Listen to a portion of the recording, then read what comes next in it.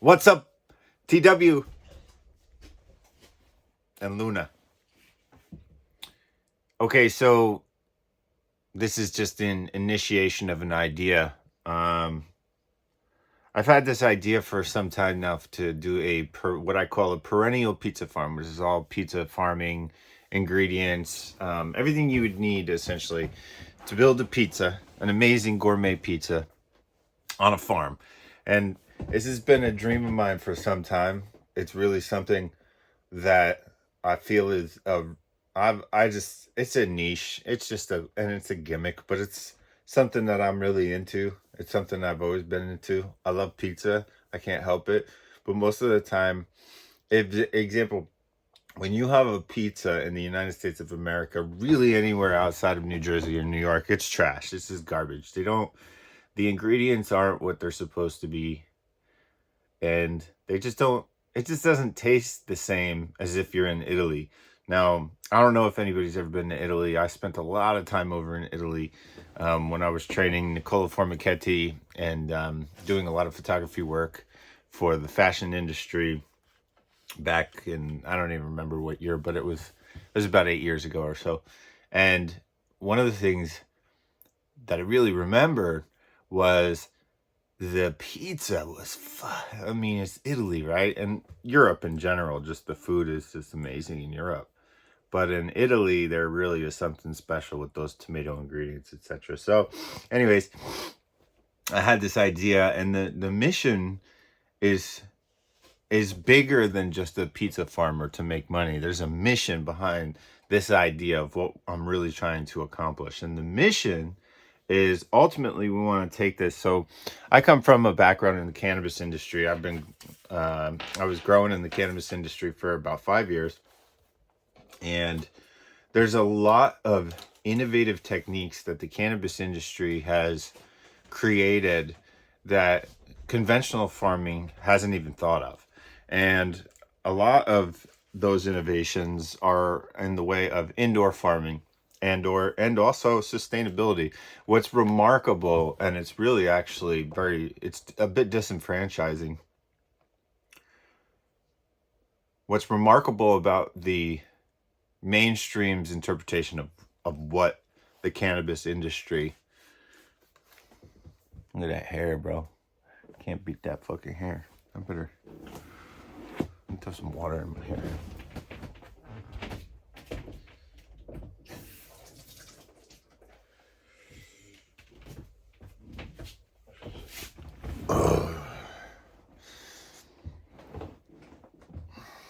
So, anyways, one of the most remarkable things about the mainstream's interpretation of the cannabis industry is that it's some evil, horrible, and I mean, even people like Joe Rogan haven't done it any service having that fucking fish and wildlife guy.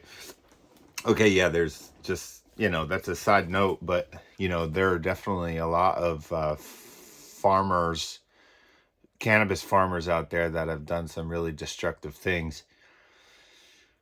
But the reality is that conventional farming has done an infinitely larger amount of damage. And you could always justify it as saying, well, we're feeding people. Well, actually, most of the farming in the United States of America is corn and potatoes and soybeans.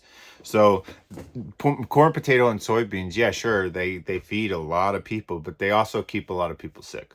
So the reality is that the conventional industrial agriculture model of soybeans and corn and potatoes, even chickpeas, um, and more of these conventional commoditized crops are actually infinitely more damage. I mean, they fucking clear cut forests for these goddamn things, and it's not the meat industry that is the primary destruction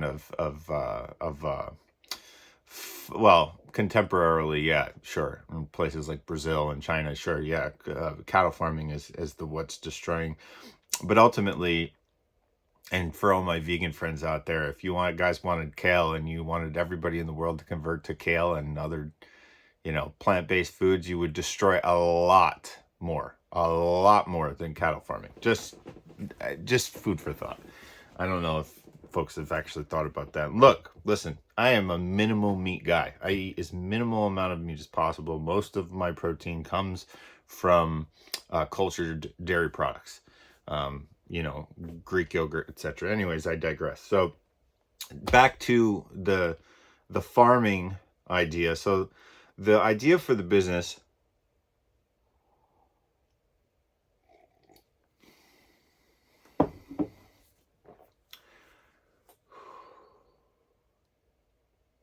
I've had this idea for some time. So the problem that we're trying to is multiple pronged. Traditional agriculture is hyper destructive, and I'm not going to go too much deeper into it than saying that. And the evidence is out there, and people understand water tables and water conservation, all kinds of different stuff. It's also extremely inefficient, not to mention extremely inhospitable work environments, lack of ability for sustainable yields due to climate change. Whether you believe it's man-made or not is inconsequential. The fact is it's happening. And with that change, we're going to see an infinitely larger amount of we're going to see degradation in crop cycles, and we're going to continue to see soil erosion. We're going to continue to see blah, blah, blah, all these different things. Now, we need to move in conventional farming space and in large agricultural spaces, need to move away from the conventional model and towards a restorative agriculture model. Now, what's remarkable about the new concept of farming and what I'm talking about is that you can actually take farming. There's multiple different things here. And I believe it's a bit visionary, and it's what I've learned from the cannabis industry is that you can take multiple different farming applications and apply them to the current real estate crisis in commercial office space. So commercial office space is, I mean, it's going through the floor. People are just not doing all these other different things. Now, you could take on one floor, and you could do this in a sustainable way where you're not using mineral salts and you're still using living soil models. Ultimately, and it's going to require a lot more thought because solar technology and sustainable technologies aren't quite there. But if we get into the nuclear revolution, which we're going to have no choice, because of, you know, stupid fucking policies like everybody should drive an electric car. Well, it's not a stupid policy. It's just too ahead of its time. It's not ready. We don't have the infrastructure, the technology, or the willpower to get it done.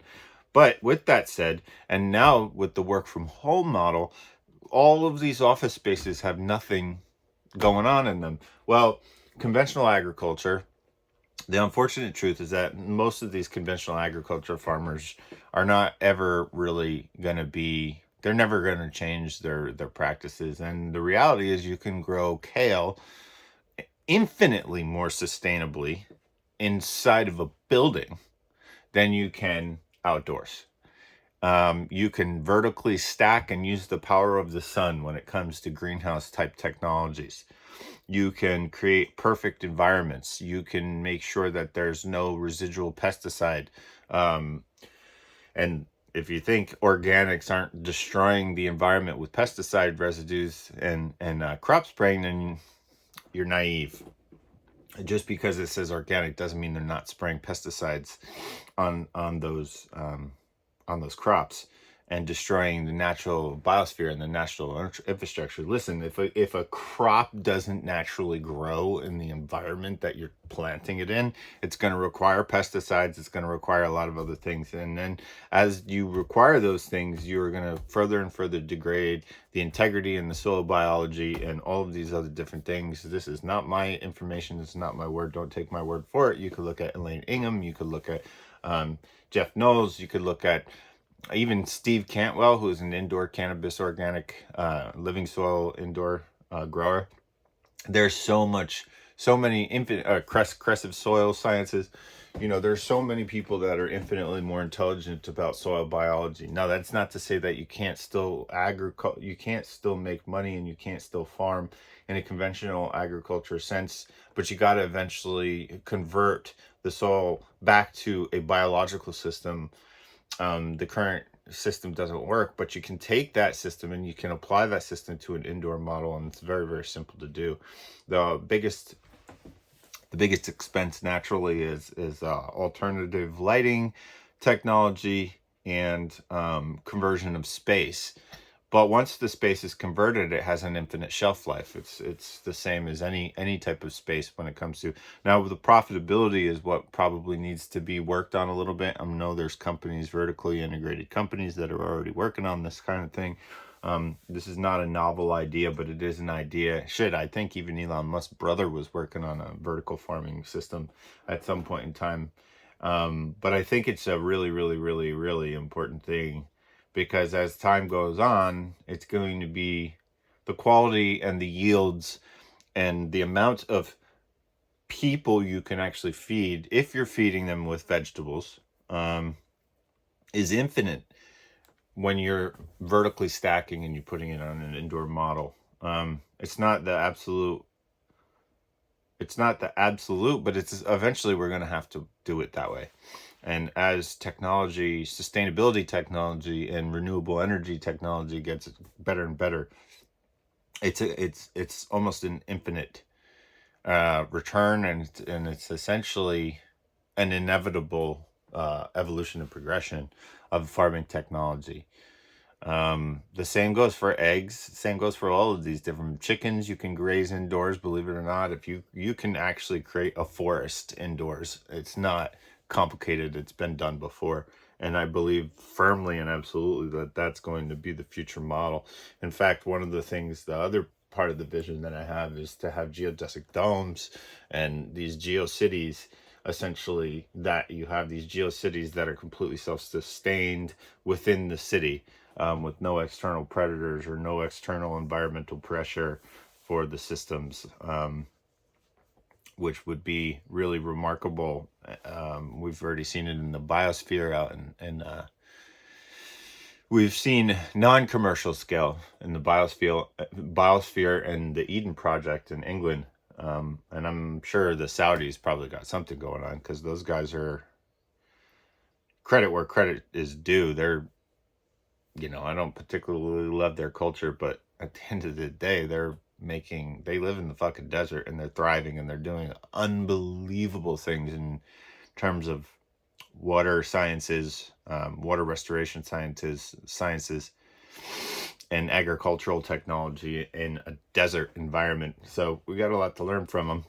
And we're stupid if we're not paying attention. So anyways, they're already doing it. There's a lot of people doing it. There's a lot of money behind this. And the reality is that as we move our mind towards potential future economies, we need to start to think about sustainability, and agricultural sustainability is an inevitable reality that we have no choice. So to this point, the problem that I'm trying to solve for in the initial phases is just essentially setting up a sustainable geothermal greenhouse on a small plot of land, maybe an acre. Geothermal greenhouses cost in the realm of $3 million. I could basically get 40,000 square feet of grow space. That's not necessarily canopy, but grow space. And you can grow cannabis, but you can also grow tomatoes. This is what the Dutch houses over in the Netherlands have done. And you don't necessarily have to exclusively. Now, what a lot of them do that I don't agree with is they actually use mineral salts and rock wool technology, which is not sustainable. But if you converted it all into living soil systems on an indoor basis, you would have a sustainable model where you could actually also support small amounts of livestock in a very, very comfortable environment that would naturally fertilize. So that would reduce your necessity for mineral inputs, and soil degradation would go significantly lower. So this is a brainstorm session. This is something that I'm working out. It's something I've been working on for a long time. I'm going to be getting the numbers, refining the pitch, and making sure that I understand exactly what this farm model means. I've worked these numbers out a number of times for cannabis. And realistically, I think that the application of the sciences needs to be applied to the agricultural setting. And we can make it happen with the willpower. And then all you real estate folks out there, then you're going to have an opportunity to take all of that useless commercial space at this point and convert it into something useful. You can convert it in, ultimately you restore it, convert it into apartment buildings, and on the top 2-3 floors you can convert it into glass house type situations. It's a no-brainer. It doesn't make any sense not to do it. It's just the cost and the willpower.